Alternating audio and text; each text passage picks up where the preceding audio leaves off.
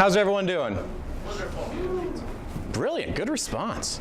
So, this is my talk, Embedded Attack Surfaces. Really, as I was writing this talk, it kind of came out of a intro to embedded software security. In this talk, I will not be talking much about how you would actually attack any of these surfaces. It'll mainly be a talk about what the surfaces are and a few tools that you would use and how much it would cost you to get into this type of thing as a hobby. Who am I? I'm this jackass. I just had my third kid, having a good time, you know, I'm just very tired. I'm a junior in computer engineering, and that's about it. So, there are many approaches to attacking embedded systems. I'm mainly covering 3 different ones, as well as one aside into a personal project of mine. The first one that I'm going to be covered is Bluetooth, but there are other avenues in the wireless spectrum. 2.4, 5.2, and 800 megahertz are common ones. Wi-Fi and other things. There's a lot more information in Bluetooth than you realize. Everywhere you go, you are leaking significant amounts of information about yourself just by having your Bluetooth on. Additionally, I'll be covering UART and JTAG. These are ports left by manufacturers on printed circuit boards, PCBs. And then memory extraction. This is kind of the ultimate last word in pwning devices. Bluetooth low energy. There is significantly more information here than you think, and it's not all that well researched. The tools up until recently were expensive and poorly documented, but that has changed relatively recently. And as an aside, Bluetooth is constantly broadcasting what's called advertising packets. And these packets are very small, that you actually run up against problems almost immediately. And to me, this indicates that the protocol was not thought out as well as it should have been. So there's probably a lot more holes in it than people expect. Common tools that I've been covering lately is the NRF 840 dongle. That's this guy here. I'll be showing it here on the screen in a second. That's all of $10 on DigiKey. It is a very low entry. The Ubertooth one is a Swiss Army knife of tools for attacking Bluetooth and Bluetooth low energy. And the NRF Connect Android iOS apps, surprisingly versatile for the cost of free. And let's see if I can do this doc cam.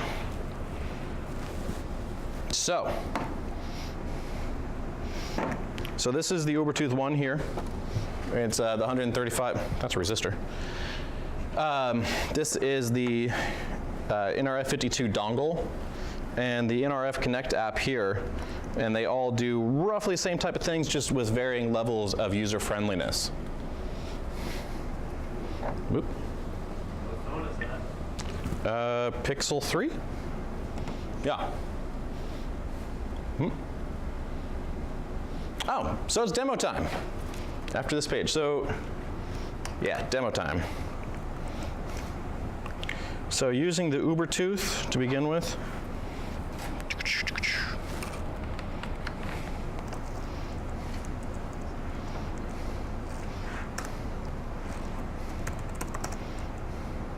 So this is a spectrum analyzer that's running off of the Ubertooth. You can see here that the majority of the information is happening at this 2449.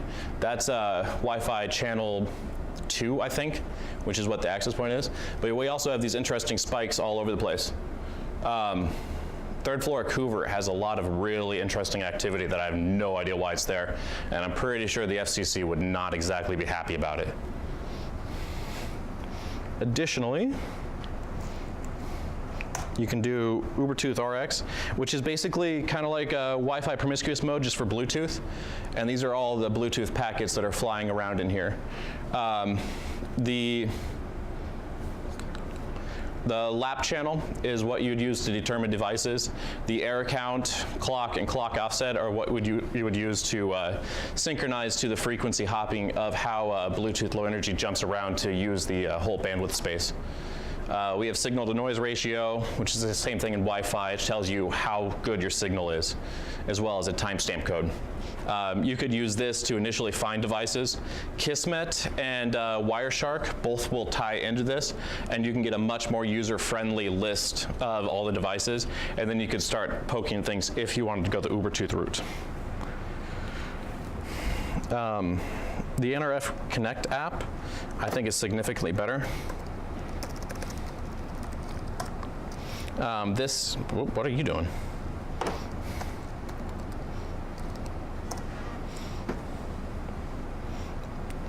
So this was a tool put out by Nordic Semiconductors. They make a, well, I wouldn't call it a user-friendly, but a very powerful microcontroller that can then do Bluetooth low energy stuff. They produce these, what they call soft cores, and, nope, helps if I plug in the right thing. They produce these soft cores and get those registered at the FCC, so you don't have to go through all the trouble of going through the FCC to create a new device. It actually makes things a lot easier. So you can scan over here, if I don't disconnect my dongle.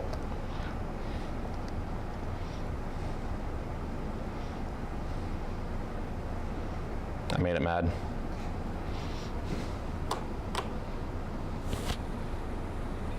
Okay.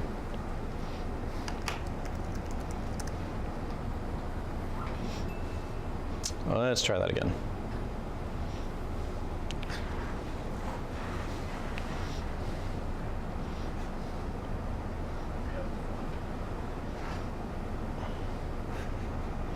Uh-oh. I might have broke something here. Where are you? I'd rather not lose you.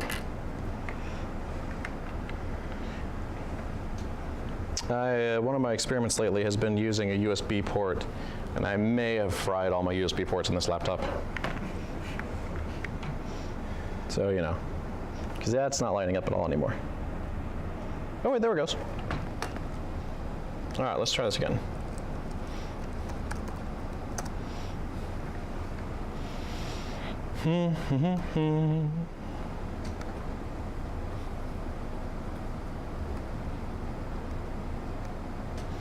All right, program it. I had to push it back into DFM mode so that it can accept a new program real quick. So I'm using these for a 309 project, and I'm creating a custom embedded device that uses Bluetooth low energy to talk to a phone. And it's been a lot of fun. So anyway, back to where we were. So you can scan for devices. Most of these over here are going to be phones. But I did find one interesting thing. Ooh, a tile. Cool. Is this anyone's device, this Vivo Active HR? Does that look familiar? Do you mind if I poke at it real quick? Is it okay if I poke at it?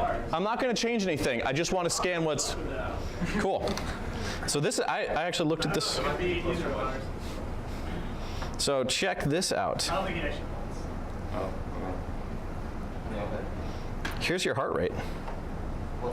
I'm not aware now. It may not be a valid, but it's encoded in this hex right here. So it just broadcasts your heart rate to anyone who's curious. That's actually interesting. Yeah, and there's a lot of interesting stuff here, and pretty much all of these will have a unique identifier that is broadcasting. So there are persistent rumors that grocery stores and other places have these devices just sitting here checking for these unique devices and keeping logs of them over time. So they can tell every time you walk in the store just by picking up on your Bluetooth advertising packets. They never connect. I'm not connected to your device, but I'm still able to get all sorts of information off of it. Like, these aren't very well noticed. These are client notifications. So I think if you press a button, that would change. But it depends. I'd have to sit and poke at it for quite a bit. But you can go down the list. These are all probably everyone's phone. Here's a tile. Anyone have a tile? Is that a thing? No? Do you mind if I poke at it? Right. It's a little thing so you can find your keys, I think. Keys, wallet, backpack, whatever. Whoop. Yeah, I think I might have broke this a little bit here. For all of $10, doesn't really matter. And the Android app does it just as well. I just like this UI a little bit better. See if that tile comes up again.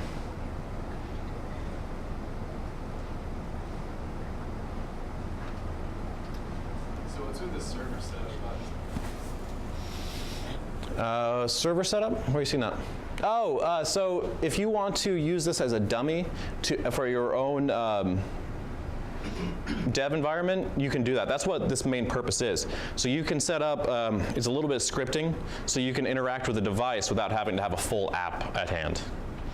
There's Nordic Semiconductors. If you ever want to do Bluetooth Low Energy, they make it fantastically great. I'm not saying easy, because there's a lot of stuff, a lot of balls in the air to juggle, but once you get there, it is surprisingly great. All right, there's that tile again.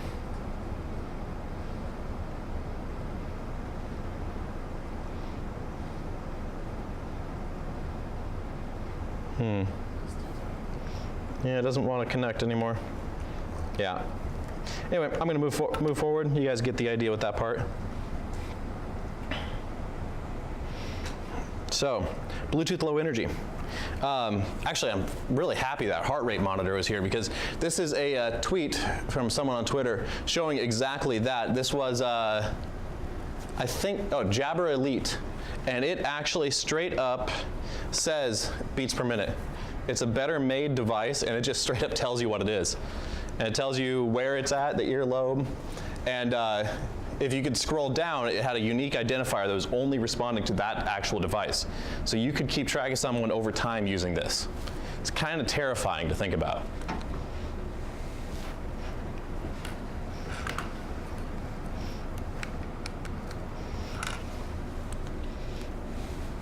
So, secondly, UART JTAG. These are headers that are commonly left on PCBs so that you can either program the device or do debugging, depending. UART is probably the most common one. It's Universal Asynchronous Receiver Transceiver. Transmitter, maybe? Something like that. Typically at 115400 baud. It's fun, you know. It's very easy to find. They're usually very distinctive. And then there's also JTAG, that stands for Joint Test Action Group. It's designed to be a way of troubleshooting at a very deep level. Typical UART specs, there's usually 3 pins, but I've seen up to 5. Common speeds between 9800 and 1154. It's very easy to implement, and it's the most common. This is actually from a really good article. It's linked at the end of my discussion here, but what he's doing here is he's shining a light from underneath the circuit board so you can identify what these pins are. So you can see this one and this one have individual wires leaving off of them. So I would put good money that this is RX and this is TX, or vice versa.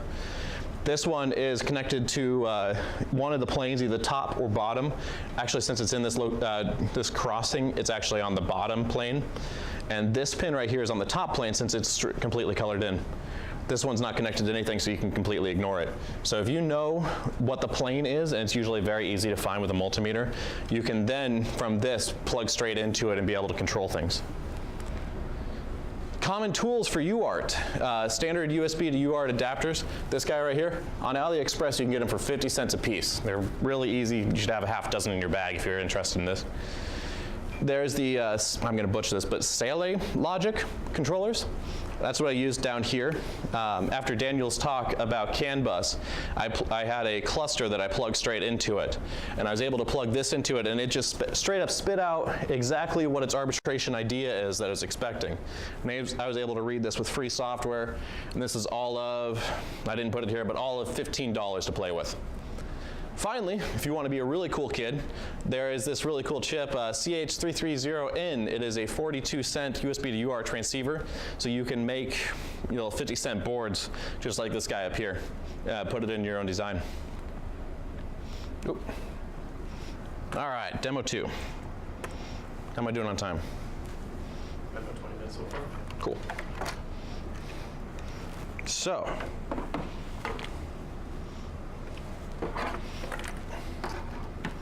come on. Doc cam. This little guy, this was a $10 thing I found at Walmart. It is actually really interesting if you do any of the software-defined radio, receive only, the $10 dongles. This is one of those, but it also includes a onboard Linux system and a battery. So you could leave it somewhere and have it monitoring people over time. All of $10 to play with. So there's these headers down here that are very suspiciously lined up. Generally, if you find headers lined up like that, I'm going to mess this up every time this. So whenever you find headers lined up in a row like that, and there's only 4, then it's very commonly UART. So I have my dirt cheap little UART to serial adapter, or USB to UART adapter. And I'll plug this into my laptop. We're done with this, so we can go back to VGA.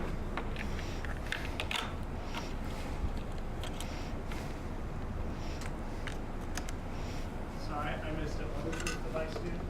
Pointing into? Well, it's supposed to be, you leave it in your house and you connect to it to your phone and you can watch broadcast TV. But since they implemented it the cheapest way possible, it's basically a software-defined radio in a box. A receive only, but for $10, a receive only software-defined radio that powers itself is very novel. So you're plugging this UART into your computer? Yeah, so I have, well, you can't see it anymore now, but I'm plugging it in to my computer so I can get power, and I plug these pins in so that I can communicate to it over UART.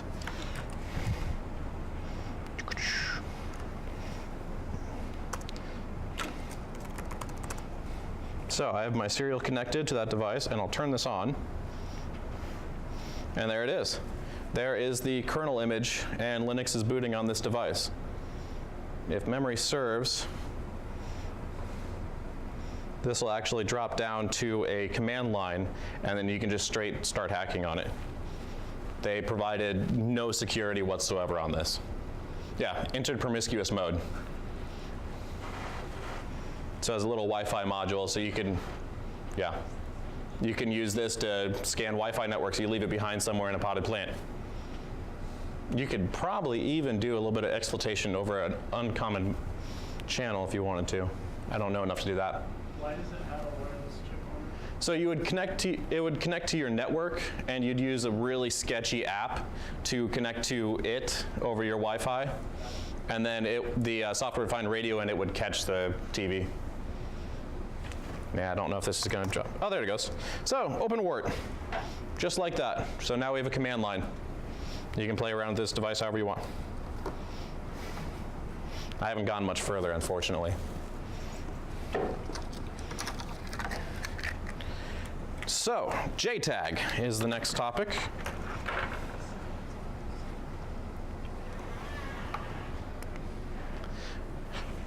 Implement standards for on-chip instrumentation. Transfer data directly. So this is actually extremely powerful. It is the hardest tool to use. I haven't ever been able to make it work yet. But it'll actually transfer memory directly in and out, data into and out of memory, and you can define exact memory locations. It also has boundary scan technology, so you can actually say any pin on any microcontroller, you can define its exact state or read its exact state. It is basically the lowest level way you can get a hold of a microcontroller. Second lowest. And it is important to remember that JTAG is not one standard. It is actually a whole bunch of standards. This is I think a 20-pin connector here, and this one is a 4-pin. And those are the only ones that are important, and they are both JTAG. Common tools for JTAG, there is the awesomely named JTAGulator. I love that name. And the other one that I'm very interested in, this is the Glasgow. It is being developed by a guy on Twitter. And the really cool thing is, so JTAG has so many different standards, and the pins, like you see here, they're not labeled at all. You have no idea what it's going to be. With UART, going back to here, you can see very clearly what everything is. You know what power is, you know where ground is, and transmit and receive are going to be one of these two on the outside. You have 2 chances. That's all you need. JTAG, on the other hand, are significantly harder. Trying to find which pins are which on this can be a crazy mole hunt. The really cool thing about what Glasgow is going to be able to do is you'll just basically plug it straight across, and it will define what all the pins are and automatically connect for you. And the demos of it are extremely impressive. So once this comes online, you might actually start seeing a lot more hacks for JTAG. Apparently, one of the really big Xbox One hacks uses JTAG in order to reprogram it in some way. Wow, that should be number 3. But memory extraction. If all else fails, go for the brain. So most microcontrollers require an external memory. It makes life a lot easier, so you can actually reprogram quicker, and you can have better access to the memory. So what you would do is you identify the ICs on the board, and you would find I'm losing my train here. So what first you do, so this is one of the examples. This was a Bluetooth padlock that I found at Walmart for all of $5. It is fantastically insecure. It's an aluminum body, plastic on the inside. You could pull it apart with your bare hands. But I'm playing with this Bluetooth controller right here, and you connect to it over your phone by Bluetooth, and it'll unlock it. But here's this little memory controller here. So what I did is I identified the ICs. I pulled up the data sheet for the memory controller, which is this bad boy here. It's I2C compatible serial EEPROM. That wasn't what I wanted. Apply plenty of flux so that it comes off a lot cleaner, and then use Kapton tape around it in order to protect the sensitive things around it. Then, using a $40 hot air rework gun, you can remove it. It's very similar. So it pops straight off there, and I have that chip just by itself. Then, you can solder it onto a second little daughter board, and straight read it off of that.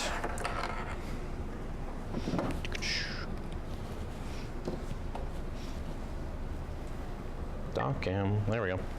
So I have it set up here. Whoop, where'd you go? Just on this little daughter board, and I plugged it into a microcontroller. And using I2C commands, I could read every individual bit on this memory controller. And I was able to find a pin code, a 20-digit pin code that bypasses all other security that you've installed. So that was lovely. Unfortunately, I don't have a demo for that because it doesn't, I think I might have fried it. Common theme. So what have we learned on this individual chip? So it was the P2402A. We have an I2C EEPROM and a data sheet for it. We know how to wire it up, and using a simple microcontroller, you can read it straight through. Finally, extra. This is one of my personal projects. This is the Plastic Frog. It is a low-cost rubber ducky. I found this really cool chip, the CH552C. It's a 30-cent native USB microcontroller. So normally in order to do USB, you need to have around 10, well no, probably 6 to 7 chips. This all by itself does it. So all you need is the microcontroller and 2 capacitors, so it makes it dirt cheap. It is a 7051 core, which is a core straight from the 70s. But it's pure Chinesium in the best way. I have this YouTube link showing what it does.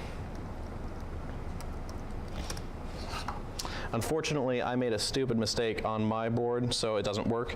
But this gentleman is showing exactly how it works. So he has his own dev board, and he presses a button on it, and there we go. And it just types out a bunch of stuff. It makes it very easy to do a lot of the rubber ducky features in a form factor that ends up costing about 99 cents.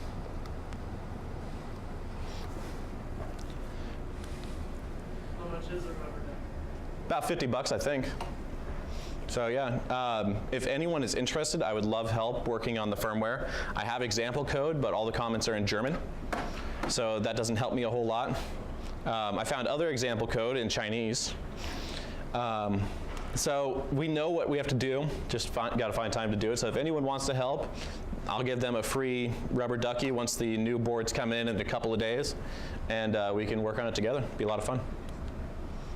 In conclusion, it is possible to dig deep into electronic security for under $100. It's not that hard to build a little workbench and work on these things in your spare time. I find it endlessly fascinating. The really cool thing is this isn't a common thing in InfoSec. Embedded devices are largely ignored. So it's easy to make really big, flashy discoveries. You get to make your own tools is something that I am endlessly fascinated with.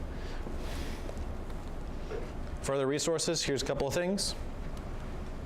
Any questions? All right, thank you everyone. Oh, what's up? Where did you get that TV tuner that you were talking about? Walmart. Do you have the SKU for it still? I can pull it up. Okay. It is not showing up on Walmart's website. Really? So it was last summer. So it's been a bit. This has been sitting in a bin until I was doing this talk, and I thought, hey, that would be a fun UART example. It's the, I'll be dipped. Is that? It is made by the same people that made the sketchy padlock. Yeah, I assume the or whatever. Yeah, I was. Like their website, so their website has it, but it won't let you buy them from their website. And it's just not showing up on Walmart. Sell you this one. I'll sell you this one. I'll talk to you about it. Okay. All right. Thank you, everyone.